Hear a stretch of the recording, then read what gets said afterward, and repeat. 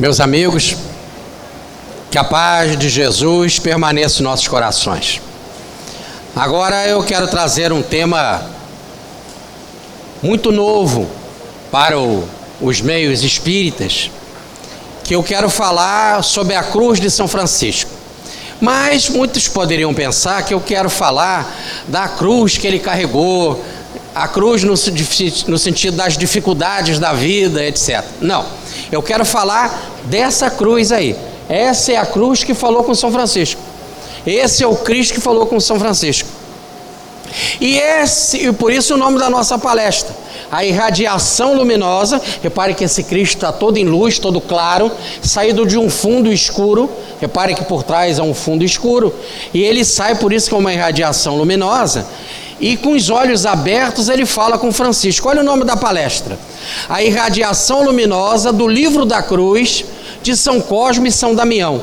Mas por que é o livro da cruz? Vocês vão ver que este livro era uma cruz. Naquela época, no século XIII, que é a época de São Francisco, isso aconteceu, essa fala em 1205, raramente as pessoas sabiam ler. A reforma educacional que foi feita em 800 por Carlos Magno foi assinada com dedão. Repare, reforma educacional, e quem assinava não sabia ler nem escrever. Então, como as pessoas não sabiam, se fazia as pinturas, e as pinturas em forma de livro, e conforme que você ia vendo as figurinhas, você entendia a história. Então essa cruz conta uma história, ela é uma síntese do Evangelho de São João. E foi essa cruz que falou com ele lá na igreja de São Cosme e São Damião, que a gente, meio que para abreviar, diz que é a igrejinha de São Damião, mas é de São Cosme e São Damião.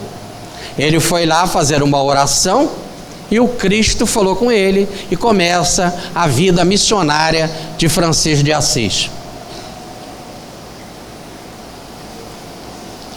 Francisco de Assis e a gênese da cruz. Ele teve um sonho na cidade de Spoleto, que pertence à Úmbria, a região tão ligada ao local do nascimento de São Francisco. Ele pediu ao seu pai, porque ele era muito rico, e o seu pai tinha um comércio de tecidos, e que ele participava desse comércio de tecidos. Ele aprendeu a ler, a escrever, a contar, a contabilidade, para cuidar desse negócio, e mais ainda, ele tinha mais capacidade de negócio, ou fazia mais bons negócios do que o seu próprio pai, o seu Pedro Bernardoni. E mais, ele mesmo sendo rico, porque a burguesia estava surgindo naquela época, ele não tinha título de nobreza.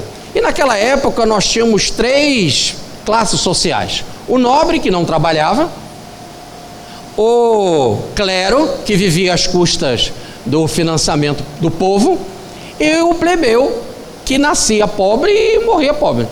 Agora estava surgindo uma nova classe, que era a classe dos comerciantes, dos banqueiros, que era da burguesia. Francisco pertencia a essa nova classe, e ele era rejeitado pelos nobres, porque ele não tinha título de nobreza; pela classe comercial, porque ele usava do comércio para lucrar, ou melhor, era usura. E aí, com donativos à igreja, ia sempre sendo perdoado. Mas ele então pede ao seu pai, que queria ganhar um título de nobreza, e para isso ele ia se apresentar numa guerra lá na Apulia, mais para o sul da Itália, num exército de um homem chamado Conde Gentil, que estava fazendo uma guerra para cuidar das terras, ou defender as terras do Papa. Naquela época os papas tinham muitas terras. Aliás, o Papa daquela época dominava quase que a maior parte da Europa, que era o Papa Inocêncio III. Ele então recebe do pai uma roupa de cavaleiro, recebe um ajudante de cavalaria que daria para ele todo apoio no empreendimento da guerra, e ele, mesmo sem ter o conhecimento mais profundo da arte da guerra, parte. E parte muito bem, podemos dizer assim, fantasiado, com uma roupa muito nobre, muito digna de cavaleiro. Quando ele chega em Spoleto, ainda estava na região então da Úmbria, ele tem um sonho.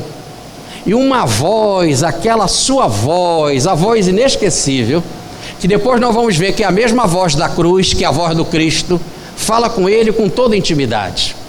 É aquela voz que ele já guardava na alma, porque Francisco é João Evangelista de volta, 1200 anos depois. E a voz dizia: Francisco o reconhece pelo nome, na intimidade. Francisco, o que você prefere seguir, o servo ou o Senhor? E ele diz: olha, eu prefiro seguir o Senhor. Então por que você está seguindo o servo indo para a Puglia? Volta para Assis e lá será dito o que você deve fazer. Aí ele volta, dá aquela roupa toda de guerreiro, de cavaleiro, onde que ele poderia ganhar um título de nobreza para um daqueles que estavam ali encaminhando-se para a guerra, e volta triste, humilde, né? Mas numa expectativa louca: o que o Senhor mandará eu fazer? E lá ele tinha um grupo de amigos, né? Ele era considerado como o príncipe descuidado da juventude, tinha muito dinheiro. Os amigos sempre chamavam ele para os banquetes, e ele investia, ele pagava, ele financiava os banquetes, com muita farra, com muita cantoria, com muita boa música, e eles andavam pelas ruas cantando, etc. Só que, é bom que se diga, que os amigos acharam que ele estava estranho, que ele não estava se distraindo tanto, e perguntaram: o que está acontecendo contigo? Já sei, você está apaixonado. Você vai casar, Francisco? Você arrumou alguma mulher? Ele: sim, a mais linda mulher que existe. É que ele já estava pensando na dama pobreza com quem ele ia casar, mas ainda não conseguia entabular isso de forma mais concreta, porta dentro da alma. Ele começa aí, então, a cada vez ficar mais afastado. Os amigos iam cantando na frente, ele ia lá atrás, e cada vez mais ele queria pegar o cavalo, correr pelos campos, para pegar um ar na face e conseguir respirar novas possibilidades, até que numa dessas correrias ele encontra um leproso. Ele tinha uma ojeriza pelos leprosos, ele queria sempre viver afastado dos leprosos. Mas ali algo aconteceu de forma estranha. Ele, tomado por um impulso, ele vai até o leproso, dá uma quantidade de moeda, dá um beijo e entra num cavalo e sai disparado. É assim então que as coisas começam a mudar. Ele começa então a servir, a limpar os leprosos, a dar recursos para os leprosos, e não queria que nenhum pobre que pedisse pelo amor de Deus se afastasse dele sem os recursos financeiros e as possibilidades de um atendimento. É assim então que ele resolve na igreja procurar na oração uma igreja solitária, e ele vai lá na igrejinha de São Damião, que está essa forma aí muito pequenininha, e estava abandonada, pertencia aos beneditinos, e ele vai lá fazer a sua oração, e é lá que tem esse crucifixo, e que já estava lá esse crucifixo nessa igreja bem destruída, abandonada há 100 anos. E se nós estamos em 1200, então esse crucifixo está lá desde 1100 mais ou menos. E ele chega lá e vai fazer a sua oração diante desse crucifixo. Por que ele buscava a igreja solitária? Porque ele estava querendo ficar tão recolhido, para ouvir a tal coisa que a voz dizia: aguarda que será dito o que você deve fazer. Assim ele buscava nas igrejas os lugares mais escondidos, já inteiramente mudado de coração e a ponto de mudar no corpo, passou um dia pela igreja de São Damião e São Cosme, que estava abandonada por todos e quase em ruínas. Lá era a igreja do crucifixo. Levado pelo Espírito, entrou para rezar e ajoelhou suplicante e devoto diante do crucifixo. Tocado por uma sensação insólita, sentiu-se todo tomado. E assim, nessa imensa vibração, e aí nós temos Giotto, um grande pintor que com 200 anos de antecedência vai nos trazer os princípios, uma introdução da Renascença. Giotto, que na Basílica Principal de São Francisco pinta 28 afrescos, numa pintura maravilhosa vai colocar Francisco do lado da igreja de São Damião destruída, assim a pintura, falando com o crucifixo, ou melhor, ouvindo o crucifixo. E ele faz uma oração belíssima: Altíssimo e glorioso Deus, iluminai as trevas do meu coração e dai-me uma fé direta, uma esperança certa, uma caridade perfeita, senso e conhecimento, Senhor, para que eu faça o vosso santo e verdadeiro mandamento. Amém. Essa é a oração verdadeira, inclusive ela foi encontrada, as referências estão aí, mas repare: Senhor, iluminai as trevas do meu coração. Ele estava todo em trevas, E ele, diante daquele crucifixo que era a luz e que estava vivo, ele esperava que ele fosse iluminado. E o que ele queria? Ele queria a fé direta, a esperança certa, a caridade perfeita, senso, conhecimento, para fazer não o que ele quer, mas o que o Senhor quer. É aí que surge então a relação dar e fazer. Me dá, Senhor, que eu vou fazer. Mais ainda, né? E a luz brilhou nas trevas, diz João no seu evangelho, e tudo se transformou. E a criatura passa agora, quando a luz brilha nas trevas do seu coração, e ela também se lucifica, ela agora não é uma nascida da carne, nem do sangue, nem da vontade do homem, mas da vontade do Senhor, da vontade dos céus. É aí então que o crucifixo fala com ele. Pouco depois, coisa inaudita, inaudita desde séculos, a imagem do crucifixo, abrindo os lábios da pintura, falou com ele, chamando pelo nome Francisco, que nem no sonho, disse: Francisco, vai e repare a minha casa, que como vês está se destruindo toda. A temer, Francisco espantou-se, não pouco, e ficou fora de si com o que ouviu, e tratou de obedecer, e se entregou todo à obra. Então, vai para Assis e lá será dito o que você deve fazer. Francisco, não está vendo que minha casa está em ruína? Reforma a minha casa. E automaticamente ele põe em ação, dar e fazer, aquilo que era a vontade do Senhor. Inicialmente ele interpreta ao pé da letra. Aquela igrejinha de São Damião, como na primeira foto eu mostrei, que era pequenininha, acanhada, ele começou a construir. Ele tinha experiência com pedra, ele ajudou na construção dos muros de Jerusalém para não permitir a invasão de Peruja, porque Jerusalém não, de Assis, para não permitir a invasão de Peruja, porque as duas cidades não se falavam, Assis e Peruja. Inclusive teve uma guerra em que Francisco de Assis perdeu, ou melhor, Assis perdeu, e ele ficou preso por 1 ano, e o seu pai o resgatou por muito dinheiro. Então, como ele já estava acostumado a mexer com pedra, ele sai solicitando pedras, solicitando donativos, adquire pedras e começa a reformar a igreja de São Damião. Depois ele vai perceber, porque ele vai reformar também a igreja de São Pedro, a igreja da Porciúncula, que é a igreja de Santa Maria dos Anjos, e Porciúncula porque é uma porçãozinha, ela é pequenininha, muito acanhadinha, e ele então vai reformar essa igreja também. Depois ele vai perceber que a reforma não é a reforma da igreja física, e sim a reforma moral. E aí ele vai ver que a reforma é do evangelho. Lá na igreja da Porciúncula ele vai ouvir o padre discursar sobre a pobreza, né? Sobre andar divulgando a mensagem do evangelho, do ir de pregar, e então ele assume os princípios da sua missão, ou da restauração da igreja: pobreza, castidade e obediência. Que a gente costuma dizer que o mais difícil é a pobreza, mas mais difícil também não é a castidade. O mais difícil para espíritos rebeldes como nós é a obediência. Fazer como São Francisco e falar como São Francisco, colocar a nossa vontade como propriedade divina, é viver perfeitamente o princípio do evangelho. Negai a si mesmo e carregai a sua cruz. Aliás, Jesus coloca na frente negar-se a si mesmo, que é mais difícil do que carregar a cruz. Abaixar o homem velho, o homem egoísta, diminuir-se para que brilhe o bem, para que brilhe a verdade. Diante da nossa vaidade, o orgulho, é muito complicado, porque nós vivemos a doença do egoísmo. O que é a doença do egoísmo? É o primeiro eu, depois eu e mais uma vez sempre eu. Então, por enquanto que nós estamos com essa eutite, né, que é essa inflamação do eu, essa inflação do eu, é muito difícil. Por isso que a obediência é importantíssima, porque é seguir não o que ele quer, mas a vontade do evangelho, a vontade de Jesus. E a sua santa alma foi tomada desde então de compaixão pelo crucificado. E como podemos julgar piedosamente, os estigmas da paixão ficaram profundamente gravados nele desde esse dia no seu corpo.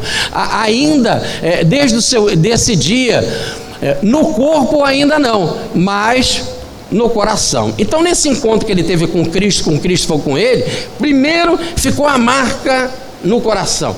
Agora ele vai levar uma vida toda de exemplificação no Evangelho. E lá no final da vida, 2 anos antes de desencarnar, em 1224, ele vai ser o primeiro estigmatizado da história. Ou, em outras palavras, as marcas vão ficar do seu corpo na cruz. Ele vai ser o primeiro crucificado por vontade do alto.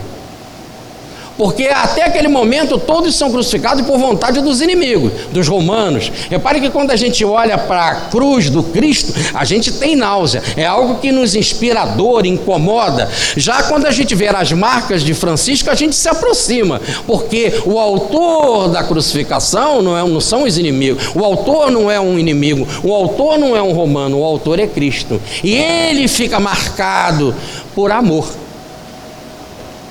É completamente diferente. Sendo assim, tudo aconteceu lá no santuário de São Damião. Eu quero ficar mais perto para mostrar para vocês, e eu queria que a gente visualizasse um pouquinho melhor essa passagem. Eu de volta aqui, ó.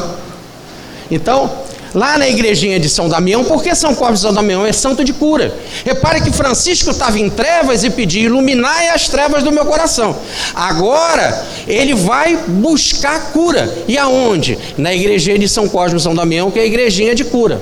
Agora repare, aqui está uma foto dela, de São Damião. Repare que lá antes, quando havia o tempo romano e ainda não havia o cristianismo, era uma igreja dedicada ao deus romano Esculápio, que é o deus da cura. Então ali já era um ambiente de cura e já estava impregnado com aquelas romarias que iam buscar cura. E é para lá que Francisco vai. E agora, com o cristianismo, tiraram o deus Esculápio e botaram o deus ou santos de cura, Cosme de São Damião. Então, no fundo, ele queria a cura. Que cura? A cura espiritual. Iluminai as trevas do meu coração. E o Cristo, então, vai falar com ele. Aqui nós estamos diante de um ícone. É uma pintura muito interessante. Esse quadro, o Livro da Cruz, é amplamente usado na igreja oriental, e ela é definida como a teologia da luz, da beleza. Se nós olharmos todo o ícone, primeiro, ele não tem sombra. Segundo, que o que impressiona nos ícones são os olhos abertos. Aliás, não é você que olha para o ícone, é ele que te olha. É diferente. Não tem sombra no ícone. São pinturas, e todas elas, em todos os ícones, não tem sombra, porque ela só mostra a beleza e toda a luminosidade da estampa. É toda a luz. Por isso que na filosofia ou no pensamento oriental, o ícone é a teologia da luz. Por isso que ele fala: iluminai as trevas do meu coração. Ele pede à luz isso. Fundamento da iconografia, experiência psíquica. Deus é luz, diz o próprio João Evangelista na sua primeira epístola, no capítulo 1, versículo 5. Santo transmite a luz de Deus. E o icógrafo, nas figuras, sempre sem sombras, mas nesse movimento interior, parece que ela está indo para fora para chegar perto do solicitante. Essa figura, essa pintura tem mais de 900 anos e está lá na igreja dos beneditinos, ou na igreja de Cosme e São Damião. É um livro de teologia e oração. Ele vai lá de cima de Deus até o inferno, contando a história da evolução. A pintura é colorida em pano, numa tábua de nogueira de 2 metros por 1,30, e 2 centímetros de largura. Agora, esta cruz que existe, ela não está mais na igreja de São Cosme e São Damião. Com a desencarnação de Clara de Assis, o corpo dela foi enterrado lá em Assis, na Basílica, na igreja de São Jorge, para proteção, porque senão queriam roubar o corpo dela, como São Francisco também foi enterrado lá inicialmente, para poder se proteger das relíquias, porque antes queriam roubar o corpo dos santos para ter como relíquia. E Perugia era inimiga da cidade ao lado.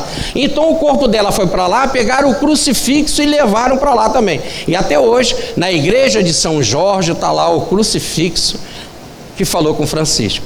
É muito interessante a grande relação de Francisco e São Jorge. Ele começou a aprender a ler e escrever na igreja de São Jorge. O primeiro discurso que ele fez para a comunidade de Assis como cristão foi na igreja de São Jorge. Ele foi sepultado na igreja de São Jorge, depois que o corpo dele foi transladado para a Basílica lá de São Francisco, e na igreja então de São Jorge, há toda, podemos dizer assim, essa relação. Repare que ele ia para a guerra como um cavaleiro, como São Jorge, armado para ganhar título de nobreza, que São Jorge também tinha título de nobreza, era conde.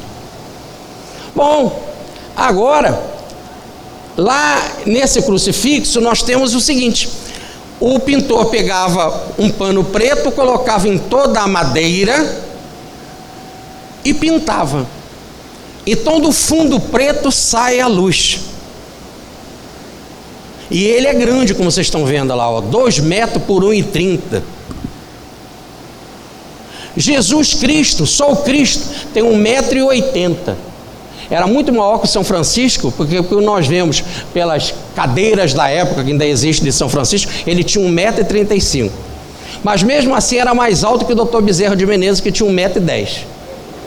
Voltando, isso está nos livros informativos, né? Agora no meu livro Bezerra de Menezes, Chico Xavier, o médico e o médium, lá vocês têm as referências dessa informação que eu estou dando. Voltando, todo esse livro da cruz tem um resumo do Evangelho de São João. Olha lá, diferente dos nossos quadros e imagens, os ícones são feitos para ficarmos olhando, não para, são eles que nos olham para nós e nos iluminam. E a pessoa toma um choque, porque quando você vai a uma igreja para orar, você vê um Cristo que não olha para você, ele está morto com a cabeça baixa e todo dolorido. Quando você vai nesse, ele está todo arrumadinho, todo bonito, ele é a luz, está com o olho aberto te olhando. Por que isso? O ícone de São Damião tem claras conotações de uma origem siríaca, pertence à igreja da Síria, essa igreja que está sofrendo tanto, que o Estado Islâmico estão pegando os cristãos da Síria para matar, agora, nos nossos tempos, né? Mês passado aconteceu isso. E aí a nossa oração para a Síria, que tem lugares tão maravilhosos, tão importantes para o cristianismo, né? E esse quadro foi feito, essa pintura, por um pintor que veio da origem da igreja síria. É evidente que estamos diante de um crucificado siríaco. Ele não está morto, Jesus na cruz, ele está de olho aberto. Ele ressuscitou, venceu a morte, seus olhos estão abertos, ele não tem coroa de espinho, a sua posição é serena e triunfante. Ele está todo saindo de um caixão escuro para brilhar na ressurreição. Diferente, né? Continuemos a observar como pensam os seguidores da igreja síria.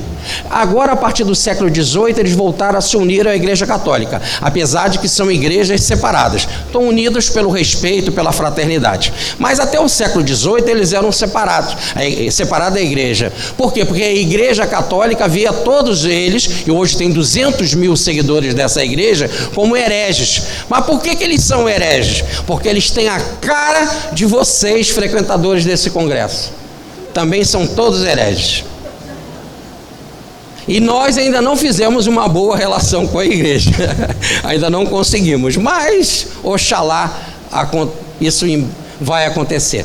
Mas, o que pensam os da igreja da Síria? A tradição é que ela foi evangelizada por São Judas Tadeu. E os discípulos de São Judas, que é Agai e Mari. Por que São Judas Tadeu? São Judas Tadeu é irmão de Tiago, logo do Tiago, fundador da Casa do Caminho. São Judas Tadeu é primo de Jesus e é um dos autores de um dos 27 livros do Novo Testamento, que é a Carta de Judas, que aliás é o menor livro do Antigo Testamento, é o livro que vem logo antes do Apocalipse. E São Judas Tadeu era um dos 12 apóstolos de Jesus, e quero anunciar uma coisa para vocês, isso é muito importante, que é o maior dos apóstolos, e para falar a verdade, é o maior santo da igreja, porque ele é o divino protetor do Clube de Regatas Flamengo. Muito bem. Tirando isso desse santo, podemos já dizer um verdadeiro mártir quando o Flamengo está para cair, coitado, não é fácil. São Judas Tadeu, ele foi pregar na Síria e foi um dos que implantou o cristianismo lá e deixou seus discípulos Agá e Mari para continuar a evangelização. Lá eles falam a língua siríaca, que se assemelha bastante às palavras do acádico, do hebraico, dos persas, dos gregos, né? E tem importantes textos gnósticos. Se vocês quiserem saber sobre os textos gnósticos, olha o meu livro, o 13º Apóstolo, as Reencarnações de Bezerra de Menezes. Lá nós fazemos muitos comentários sobre os gnósticos, porque Matias, que é Bezerra de Menezes, foi um dos que colaborou e incentivou a ideia gnóstica. O que pensam os gnósticos? Mediunidade, reencarnação, corpo fluídico, queda espiritual, que é isso tudo, por isso que eu falei, somos hereges, somos gnósticos. Eles aceitavam o docetismo. O que é o docetismo? Que Jesus tinha um corpo aparente, ele não reencarnou, dados por ser um espírito puro não habita a matéria, como nos fala a pergunta 113 de O Livro dos Espíritos. Eles também seguiam o pensamento de Nestório. O que dizia Nestório? Não existe, Maria não é Teocostó, Maria é Cristocó, ou em outras palavras, Maria não é mãe de Deus, Teo é Deus, Maria é mãe de Cristo, e aí por isso é herege. Mas eles são seguidores dos monofisistas, ou melhor, Cristo tem uma só natureza, ele é filho de Deus como nós somos filhos de Deus. Não existe então a trindade, Deus, Pai e Filho, ou Pai, Filho e Espírito, né? Muito pelo contrário, há uma só identidade, Deus. Jesus é Filho de Deus e o Espírito Santo é a pleia de espíritos, são as línguas de fogo que desceram dos céus, né? Que significam os espíritos bons, prepostos, que também são filhos de Deus. E logo depois, já em 578, eles passaram a seguir Jacó Baradeu, da igreja jacobita, que são docetistas, tinham como chefe o patriarca de Antioquia e não o Papa, e hoje nós temos cerca de 2.000 da igreja siríaca. Em outras palavras, 100 anos antes, um pintor que aceitava as ideias que a gente aceita, de que a matéria não abriga espírito puro, de que Jesus não é Deus, e sim Filho de Deus, que ele, para viver entre nós, teve um corpo fluídico. Ele foi convidado para fazer esta pintura, e ele pintou esse Cristo, que é um Cristo docetista, é um Cristo que está vivo, está arrumado, está elegante, não está morto. O túmulo não foi suficientemente forte para matá-lo, e romano nenhum matou, porque o próprio texto diz que quando os soldados vieram prendê-lo, ele pergunta: a quem vocês estão buscando? Eles disseram: a Jesus de Nazaré. Ele diz: sou eu. E quando ele foi isso, houve uma grande confusão e os soldados caíram por terra. Mais uma vez ele dá um passo à frente e pergunta: a quem vocês estão buscando? E eles falam: a Jesus de Nazaré. E ele diz: sou eu. E aí diz a passagem, ele se deixou levar preso. Não foram as autoridades que o prenderam. Por isso que ele é o autor da vida e não um dominado pela morte. Neste livro, reparem, há coisas muito interessantes. Há um plano divino lá no alto, onde que a gente vê a mão de Deus, a mão direita de Deus, que diz a Bíblia, criou tudo. Depois nós vemos o Cristo num processo de ascensão. Diz o texto bíblico: mais de 500 viram depois da ressurreição Jesus ascender aos céus para viver junto com os anjos ou com a corte celeste.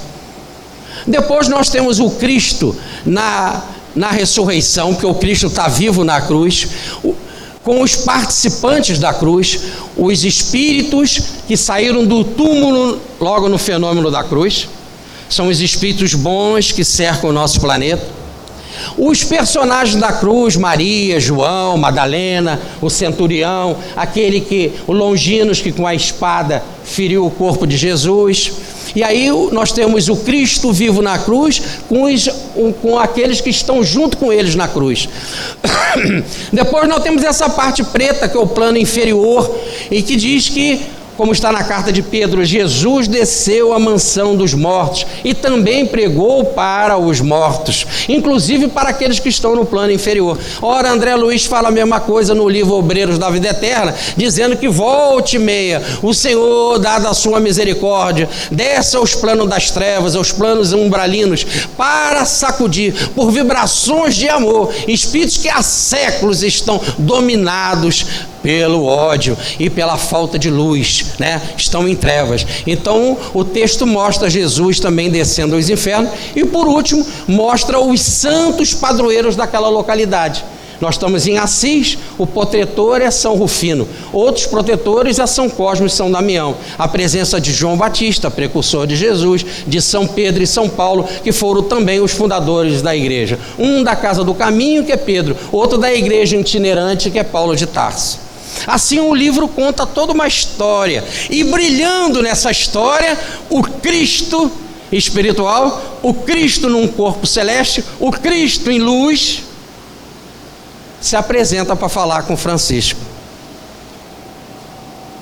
Então o primeiro ponto é o olho do Espírito, né? Francisco fala na sua primeira admoestação com os seus seguidores, né? Que o olho do Espírito, que nada mais é do que o chakra frontal, né? Que nos dá compreensão, que nos dá intuição, que é a nova faculdade, ou diz o livro dos médios, a faculdade mediúnica mais elevada. Intuição, que quer dizer que está em ti mesmo e que faz com que a gente compreenda os grandes mistérios espirituais. O grande destaque do crucifixo são os enormes olhos, grandes, brancos, e tem linhas pretas e vermelhas.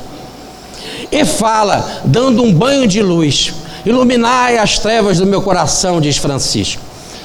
E aqui nós já vamos ver alguma coisa, né? Repare, o sangue, como ele é docetista, o sangue é florzinha.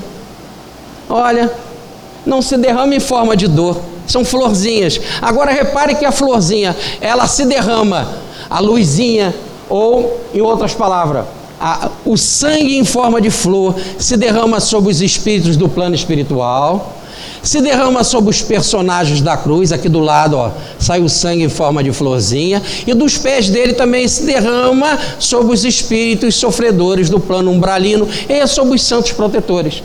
Em outras palavras, o Cristo é o autor da vida, e ele derrama o seu sangue, ou melhor, ele derrama o seu sacrifício de vida para recuperar a todos esses que já estão em processo de queda. Repare que esse sangue não afeta os seres do paraíso, porque o paraíso já está em redenção. Mas todos aqueles que precisam de redenção, desde a parte mais fraca até os seres mais elevados ligados ao planeta, que estavam na cruz, como Maria e José, ele é o autor da vida, como Maria e João, ele é o autor da vida, da salvação. O seu nome é Jesus, que quer dizer salvação.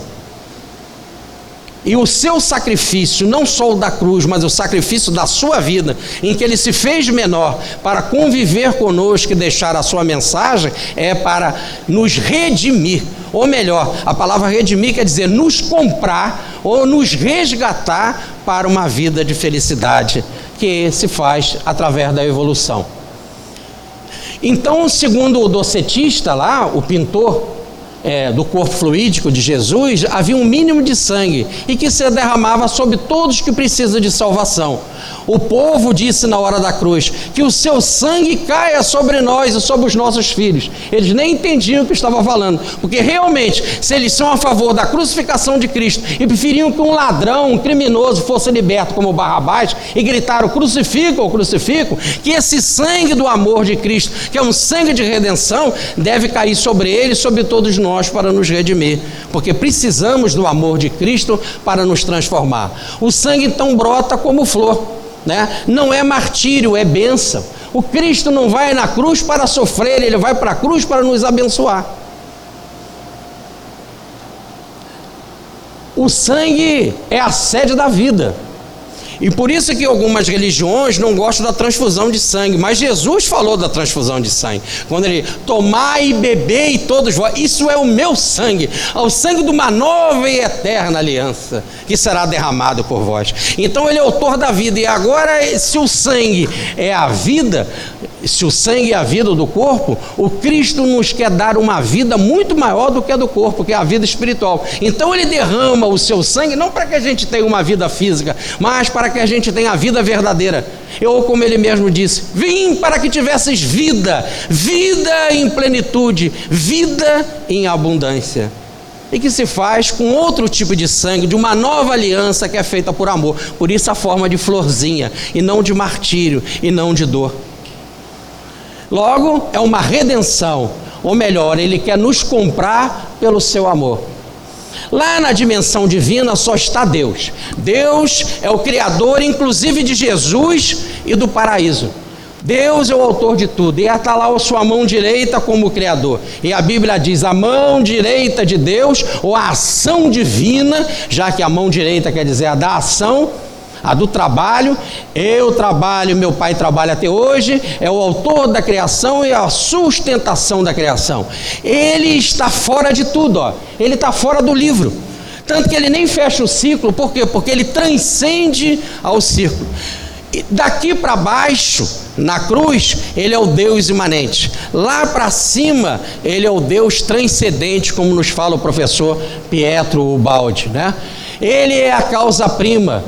É um semicírculo divino, é o semicírculo da transcendência, onde o eu sou o maior, a personalidade divina. Quando aqui embaixo nós temos a imanência, a impessoalidade. A mão direita é o símbolo do fazer, da criação. E Francisco dizia: meu Deus e todas as coisas, porque ele é autor de todas as coisas. Então esta zona é a zona da transcendência, onde nós temos o chamado mistério divino, que nós não conseguimos definir, porque toda vez que nós definimos Deus, nós definimos a nós mesmos, porque Deus está além de todas as nossas definições. Porque definir Deus é prendê-lo, é amarrá-lo dentro de uma visão limitada. Por isso que o pintor coloca o transcendente acima de tudo.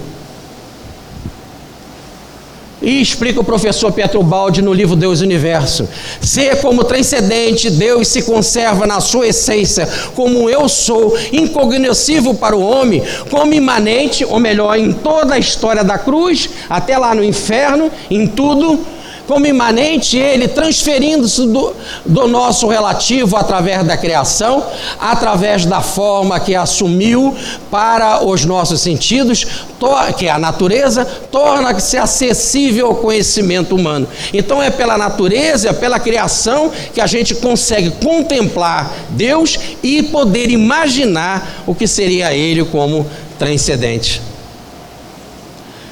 Agora vamos falar do paraíso. Repare que Jesus pertencia ao paraíso. Diz Paulo: ele, não admitindo viver na forma divina, se humilhou e se fez como homem e habitou entre nós, como está na carta aos Filipenses. Agora, com o fenômeno da ressurreição, e ele não morre, e com o fenômeno da ascensão, diz o pintor, ele sobe ao seu lugar verdadeiro, que é a morada celeste, a morada divina, o local dos espíritos puros, que segundo o livro dos Espíritos, podemos imaginar como o sol, tudo luz. Lembra do poema do Dante Alighieri, quando nós dizíamos: o paraíso é luz, luz, luz. Ele sobe para essa luz para morar junto com a comunidade dos seres angélicos, como diz Emmanuel no primeiro capítulo do livro A Caminho da Luz, a comunidade dos seres angélicos que dirige toda a nossa criação planetária. Templo, diz o Apocalipse de São João, o paraíso é um templo, não vi nenhum, nesse templo não vi nenhum, não vi nenhum na cidade celeste, pois o Senhor Deus, o Todo-Poderoso, e o Cordeiro, que é Jesus, são o seu templo. E a cidade tão pouco necessita de sol, nem de lua para iluminar, pois a glória de Deus a ilumina, e a sua lâmpada é o Cordeiro. Então como é que é o paraíso? Tudo é luz. não precisa do sol. Ora, diz André Luiz no livro Nosso Lar, que a luz da colônia Nosso Lar é a luz do mesmo sol nosso, mas lá no paraíso não precisa nem de sol, nem lua, porque todos são luz. Deus é luz, Jesus é luz, e os anjos que estão lá, luz. Por isso que quando Dante chegou lá, o que viu? Luz, luz, luz. E a gente acha isso muito sem graça, que a gente não entende. Daí a necessidade de fazermos como São Francisco: Senhor, iluminai as trevas do meu coração. E aí o Cristo vem e fala conosco. E oxalá isso possa acontecer o mais rápido possível. Dizia Francisco na sua interpretação do Pai Nosso: ó Santíssimo Pai Nosso, que estás nos céus, nos anjos e nos santos, iluminando-os para o conhecimento, porque vós, Senhor, sois luz. Tudo é luz lá. E aonde que Ele está? A luz dele está nos anjos, ó. Logo também vai estar com Jesus. Tudo é luz, Jesus é luz, lá tudo é luz. A pintura tem que parar aí nessa parte que não dá para falar mais nada. Tudo é luz. Agora vamos para os personagens da cruz, né? Aqui nós temos Maria com João Evangelista. Aqui nós temos Madalena, nós temos Maria, irmã de Maria, né? A mãe de Tiago, de Judas Tadeu. Aqui nós temos José de Arimateia, né? Nós temos o centurião, nós temos Simeão, o sirineu, que ajudou o Cristo a carregar a cruz, está aqui atrás, vocês vão ver melhor. Nós temos o Longinos, que feriu Jesus com a espada no lado, e nós temos Epifânio, segundo a tradição, que é aquele que deu o vinagre para Jesus tomar. E aí os personagens da cruz são esses, lá na pintura. Primeiro nós temos Maria e João.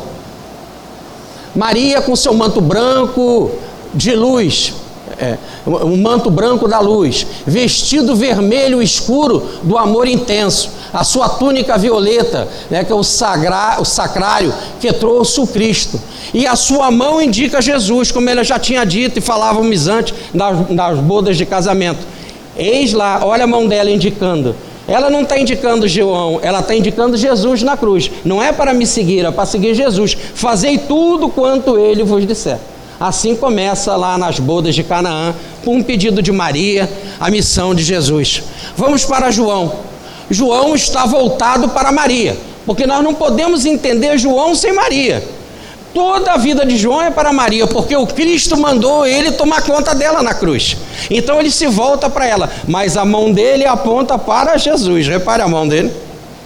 Como Maria, não é para seguir Maria, sim Jesus, mas a sua mente está voltada para Maria, porque segundo a vontade de Jesus, ele era o guardião de Maria, o protetor de Maria. Filho, eis tua mãe. Mulher, eis teu filho, diz o mestre na cruz.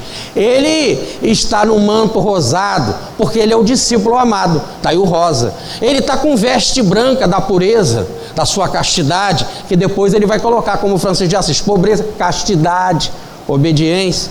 E a sua mão indica Jesus anunciando os evangelistas. Logo mãe e filho estão ali presentes na cruz. Mulher, eis teu filho, filho, eis tua mãe. Outros personagens da cruz, nós temos a Madalena, nós temos Maria, mulher de Cleofas, que é a mãe de Tiago, que é a mãe de Judas Tadeu, de José, de Simeão, que são os primos de Jesus. Maria era casada com Cleofas. E nós temos também um centurião, aquele centurião que vai dizer: verdadeiramente este é o Filho de Deus. E que o livro Herculano de Conde Rochert, publicado pela Federação Espírita Brasileira e traduzido por Manuel Quintão, e nota de rodapé diz que é Allan Kardec reencarnado, ou o futuro Allan Kardec. Nós temos Sirineu, está lá atrás, que ajudou o Cristo a carregar a cruz. Nós temos Longinos, que o livro Brasil, Coração do Mundo, Pátrio do Evangelho, diz que é a reencarnação de Pedro II. Está lá, ó, na página 162 do livro Brasil, Coração do Mundo. Longinos, que foi aquele soldado que feriu o Cristo.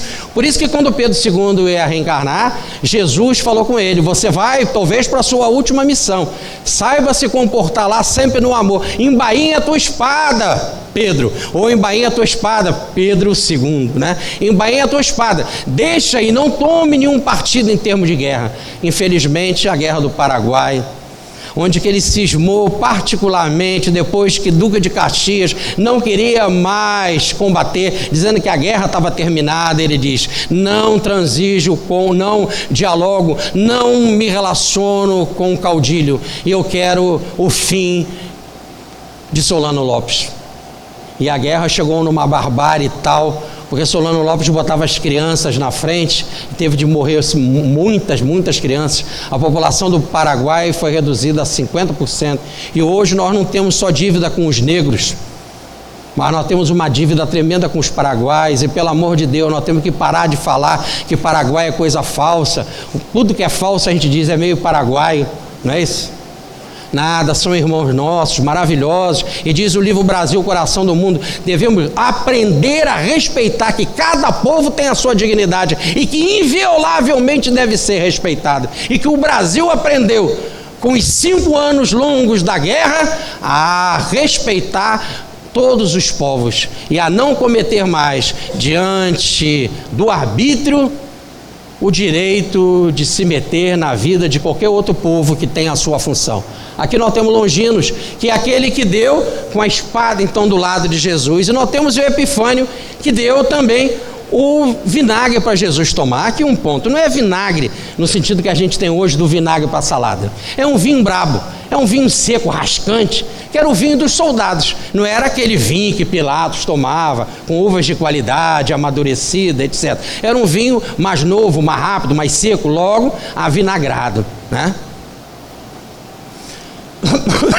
Mais abaixo nós temos os santos. São Rufino é o protetor da cidade de Assis, e como a igreja de São Cosme e São Damião fica dentro da cidade de Assis, o santo maior protetor da localidade é Rufino. São Cosme e São Damião, que são os protetores daquela igrejinha, São João Batista, que é o precursor de Jesus, São Pedro e São Paulo, que são os fundadores da igreja. E nós temos também o Cristo abençoando todos os sofredores do plano umbralino.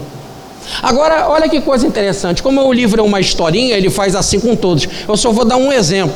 Aqui na figura, e depois vocês vão ver mais de perto, porque eu estou disponibilizando a palestra para ficar aqui para vocês, né, pesquisar com calma, e depois vocês poderão olhar também no IBIS, onde que ela vai estar postada, e vocês poderão ampliar e ver com mais detalhe. Vocês podem notar que nós temos, quando fala de Pedro, 2 representações de Pedro: a fogueira e o galo. Por que a fogueira e o galo? Porque ele foi diante da fogueira que ele negou Jesus. E o mestre já tinha dito: antes do galo cantar, você me negará 3 vezes. Aí na fogueira, coitado, ele se entregou, porque ele aflito, e cada vez mais ele negou o Cristo, mas não renegou o Cristo. Há muita diferença, porque cada vez ele ficava mais perto de Cristo. Ele ia dizendo não, mas cada vez ficava mais perto de Cristo. E quando ele chega na fogueira, aflito, ele sentava, levantava e ficou perto da fogueira porque estava frio. Disseram: eu te conheço, você é um deles, você estava lá, porque ele cortou a orelha de Malco.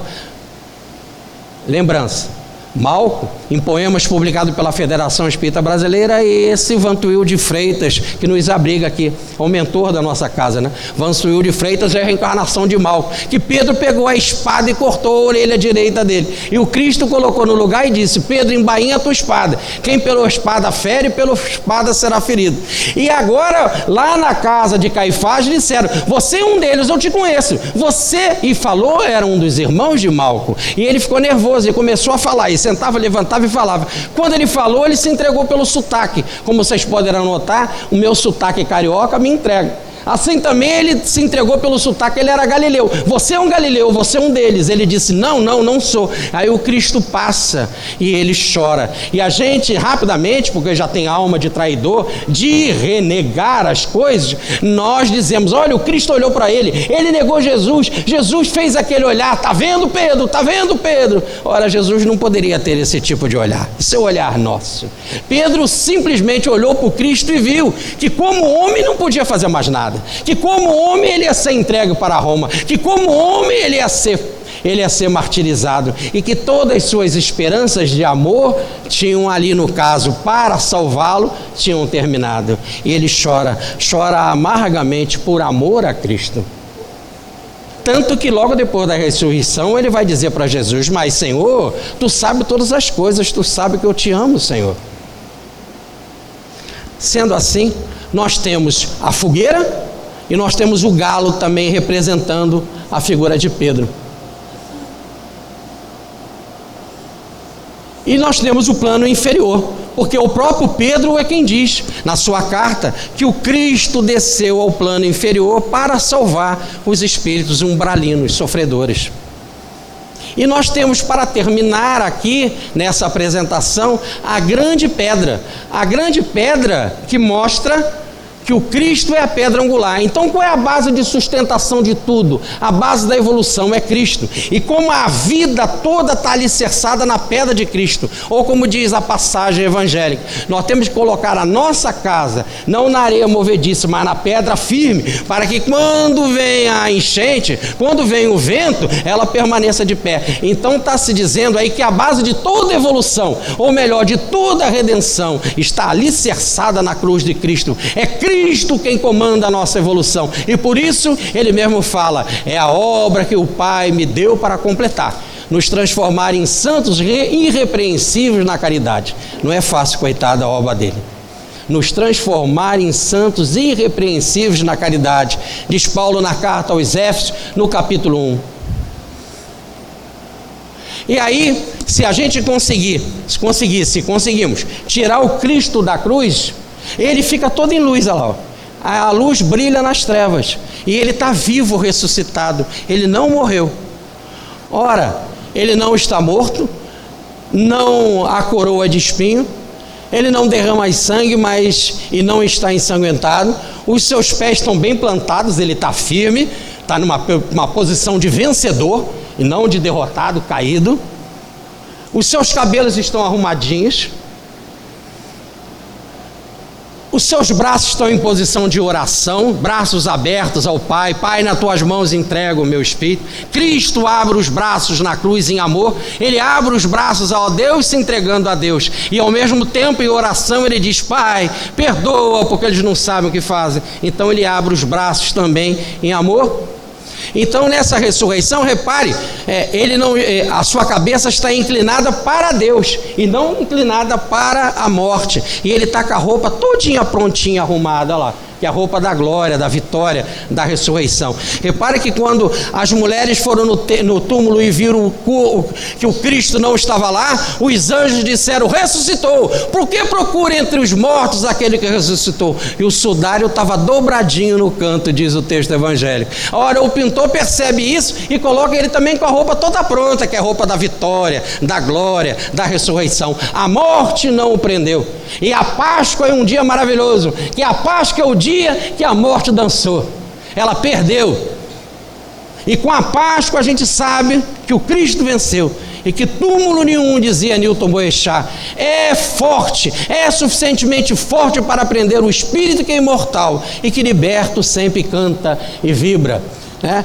Então esse ícone, a iconografia da Síria, mostra o Cristo ressuscitado, saindo de um caixão que é da Páscoa, o Cristo vivo, não preso pela morte. O crucifixo de São Damião, né? Cristo num fundo negro, mas todo em luz, e é o vencedor da morte. Eu tive a oportunidade, meus amigos, de visitar o túmulo do Cristo lá em Jerusalém. O túmulo que era José de Arimateia, escavado numa pedra, e que é um impacto realmente impressionante visitá-lo. São milhões de pessoas apertadinhas, podemos falar melhor assim, milhares de pessoas. A gente leva umas 2 horas para chegar lá, e é muito rápido. E eu fico um padre da igreja oriental, com as barbas brancas, todo vestido de preto, mandando: rápido, rápido, sem foto, rápido, rápido, sem foto, falando em inglês, para as pessoas irem rápido, não pode ficar lá, porque são centenas de pessoas querendo entrar ali, então é muito rápido. Mas eu não ia fazer uma viagem até lá, eu queria olhar o túmulo com calma, né, ver os cantos, saber, procurar alguma coisa, e eu queria com calma. Quando eu passei lá e aquele homem falou: rápido, rápido, eu peguei a mão dele, botei na minha cabeça e falei: ora por mim, me abençoe. Então ele gostou, porque todo mundo trata ele mal, ninguém gostava dele, porque ele só fica falando rápido. Ele me deu uma bênção e deixou ficar lá mais um tempo. Eu fotografei com calma, olhei bem. Aí eu saí, peguei a mão dele, botei outra vez na minha cabeça: me abençoe, me abençoe. Ele: chega de bênção, vai embora. Mas aí eu já tinha conseguido bem ali o que eu queria. Aquele túmulo ali escavado na pedra, né, mostra, como diz o nosso Ney Lúcio na psicografia de Chico Xavier, Não há presença de lápide, não há presença de sangue, não há presença de cinzas. Ressuscitou, ressuscitou. Por que procura entre os mortos aquele que está vivo? O seu corpo é luminoso, é todo em luz. Ele é a luz que se materializou entre nós. Diz o livro A Vida Continua, de André Luiz, matéria é luz coagulada. Ele está vestido com nó caprichado, em debrum de ouro, né? Está todo preparado para a vitória. Então é um Cristo docetista. Olha como diz o Alcorão, olha como é interessante a religião dos nossos amigos do Alcorão, e falamos pelo lado positivo, porque toda religião tem o seu lado positivo, e aí é maravilhoso, que são hereges como nós, porque eles também são docetistas. Observe, não sendo na realidade certo que o mataram nem o crucificaram, senão que isso lhe foi simulado. Alcorão, quarto Surrato, ou quarto capítulo, versículo 157. Então, lá no plano espiritual, ele abençoa todos os anjos do plano espiritual. E o que o plano espiritual nos oferece? Que é para onde que a gente vai. A gente desencarna e vai para lá. E lá, se a gente já for espírito comportadinho, nós vamos ser aqueles que vão dar mensagem, vão dar orientação, vão dar conselho, vão trazer informações. Ora, repare que é do plano espiritual que sai o livro tibetano dos mortos, ou Bardo Todol, sai o livro dos mortos do Egito, sai a revelação espírita, daí os muitos espíritos, com o livro dos espíritos, com o livro dos médios, que orienta a comunicação com o plano espiritual, e a coleção Nosso Lar, que mostrou esse plano habitado, o plano espiritual, que a gente tinha uma ideia de que tudo era vago, muito distante, e com o livro Nosso Lar ficou tudo em movimento, né? Botaram a televisão lá, botaram aparelho de transmissão, botaram hospitais e inclusive transporte. Então deu preenchimento ao plano espiritual, e aí ele mostra isso, né? Também sobre descer ao inferno, nós já vimos aqui a Divina Comédia, que Dante visitou o plano inferior desdobrado. Nós temos a informação do céu e inferno. Repare que acabamos de ver na palestra um suicida habitando o plano da perturbação, que é o plano umbralino. O livro Céu e Inferno de Allan Kardec explica bem isso, e também o livro Memórias do Suicida explica bem o que é essa descida à mansão dos mortos. Por fim, nós temos toda essa sequência aqui da nossa cruz que falou com São Francisco. O plano divino, primeiro o plano transcendente, o plano divino, a ascensão de Jesus, a ressurreição de Jesus, o plano inferior e a pedra que é a base da evolução, que é a pedra angular, que é Cristo. O que nós temos então? A matéria ao espírito, ou melhor, do alfa ao ômega. É a pergunta 540 do Livro dos Espíritos. Tudo se encadeia na natureza, do átomo ao arcanjo que começou por ser átomo. A admirável lei de harmonia que o vosso acanhado espírito não consegue aprender em seu conjunto. Ou, como diz Jesus, eu sou o alfa e o ômega, o princípio e o fim. Então essa cruz mostra todo o trabalho do Cristo que se desprendeu do paraíso e veio habitar entre nós. E veio habitar não para ser dominado por nós, mas como autor da vida, vindo num corpo especial, aquilo que o Pai o ensinou, porque eu tenho o poder de dar e retomar a minha vida, e isso aprendi do meu Pai, e veio habitar um corpo celeste entre nós, para conviver, e em detalhes ele se sacrifica, posta, prova, aconselha, e chega até a Tomé, depois da ressurreição, e coloca a sua mão aqui, Tomé, do meu lado, olha minhas mãos, olha meus pés, que sou eu mesmo. Está em Lucas, no capítulo 24, versículo 39.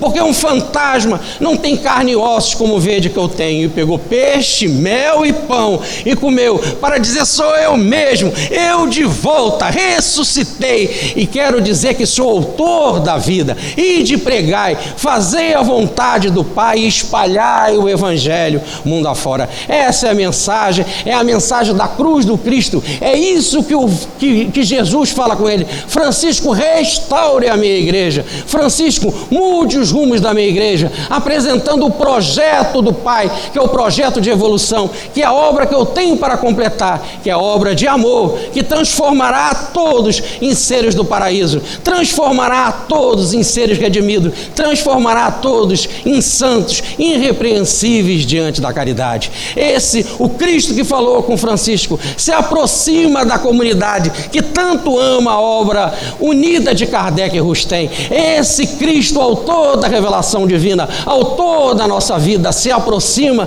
e nos convoca para o trabalho de vivermos como Francisco os princípios do Evangelho, da pobreza, da castidade, obediência, e o plano maior, que se manifesta em sucessivas revelações, se aproxima de nós de forma carinhosa, de forma bondosa, apelando para as nossas sensibilidades, apelando para as nossas mais íntimas recordações do Evangelho, e nos fala: dizem que houve no Oriente um ser outrora, que sendo espiritual fez-se homem, embora, e entre os grandes de então, das leis, os sábios, sem consultar os falsos alfarrábios, foi mestre, sendo humilde nazareno.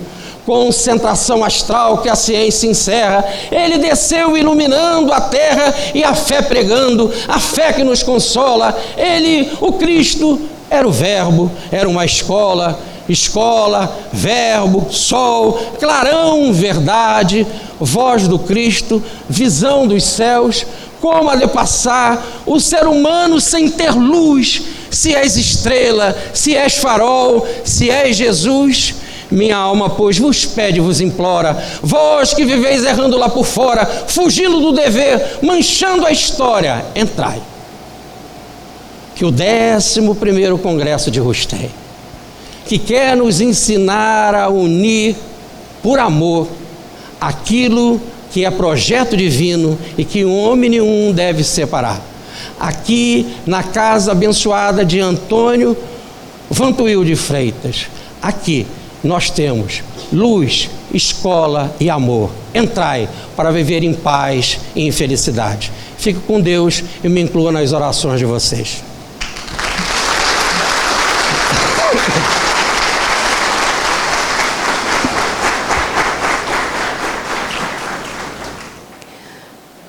Nós agradecemos ao Jorge e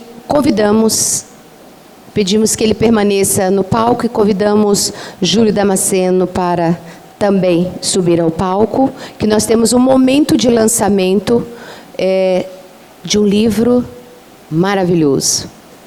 Eu não vou dizer o nome porque cabe a Júlio contar um pouquinho dessa história.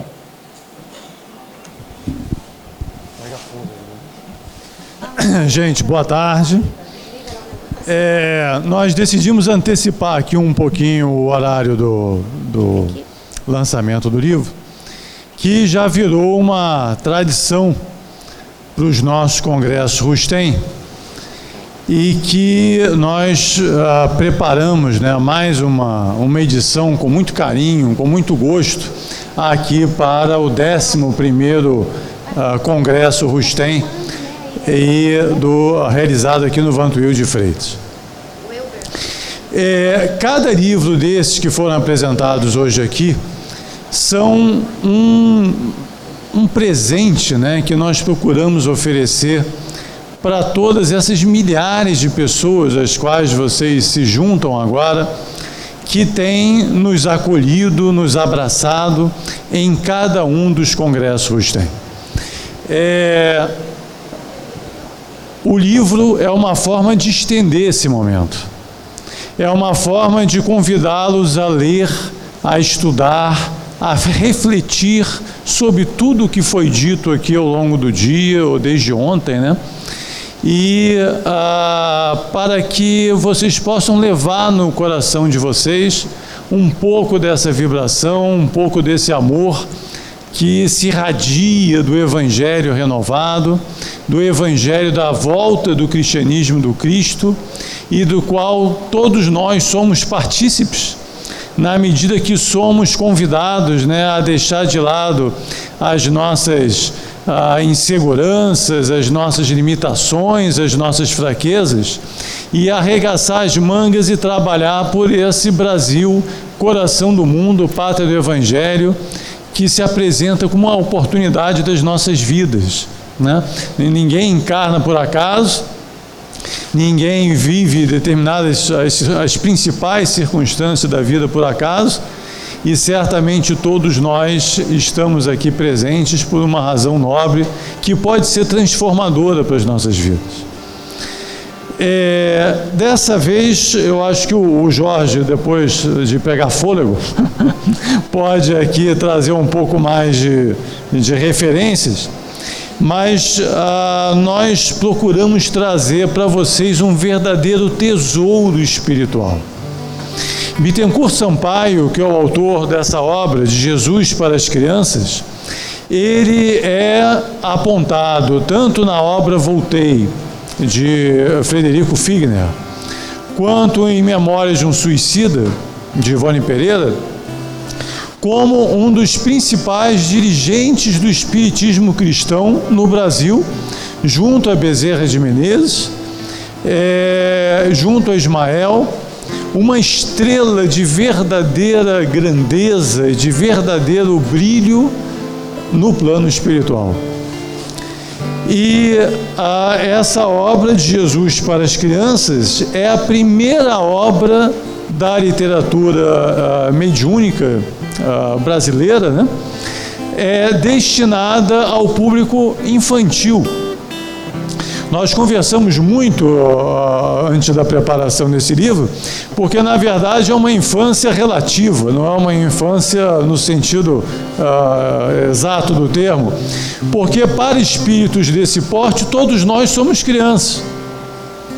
Então, quando ele diz Jesus para as Crianças, é claro que esse livro será muito útil no culto do evangelho doméstico, do lar, e nós incentivamos muito para que os pais leiam o livro para os seus filhos, principalmente da faixa de 10 a 12 anos aproximadamente.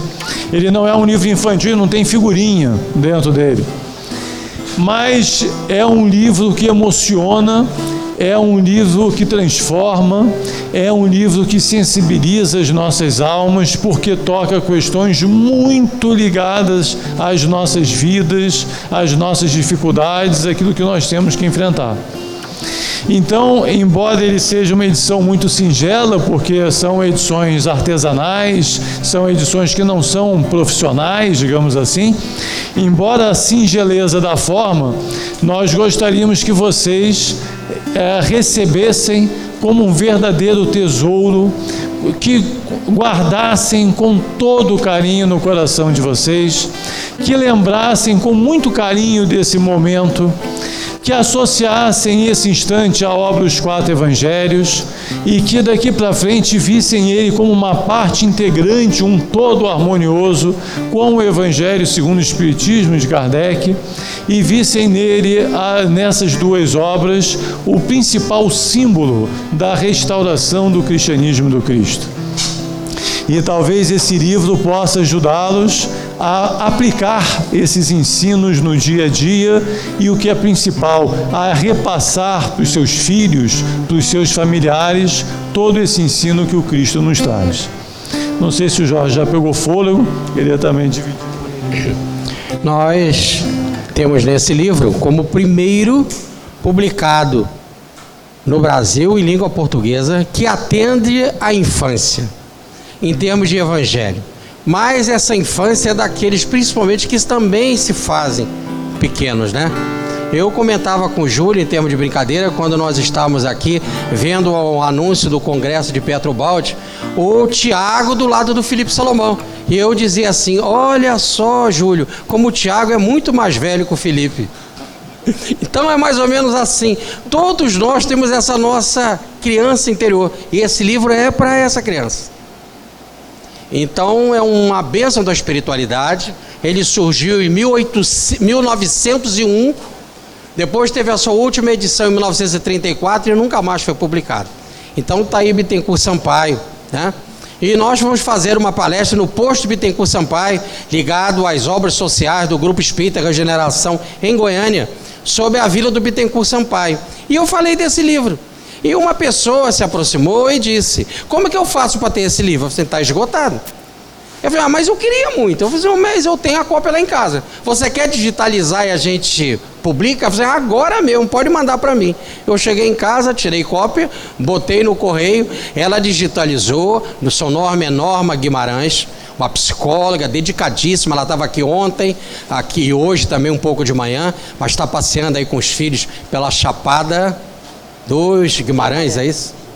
Está certo, né? Tem que cuidar dos filhos. Mas ela fez esse trabalho, fez toda a revisão por ortografia moderna, sugeriu várias notinhas, foi de uma dedicação impressionante. E o livro está aí para abençoar todos nós. Já posso logo dizer que é um livro delicioso. Talvez o livro, em termos de toque evangélico, de simplicidade, mais bonito que eu já tenha lido na minha vida. E esse é o presente da espiritualidade do querido Bittencourt Sampaio para todos nós que estamos aqui nos confraternizando no 11º Congresso de Rustem.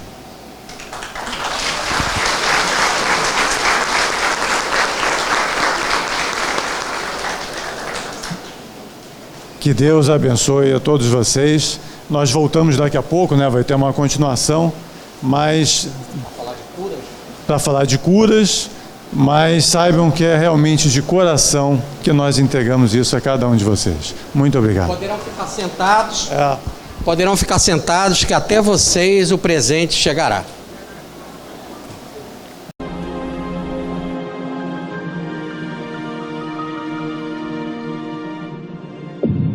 IBS, Instituto Brasileiro de Benemerência e Integração do Ser. www.ibis.org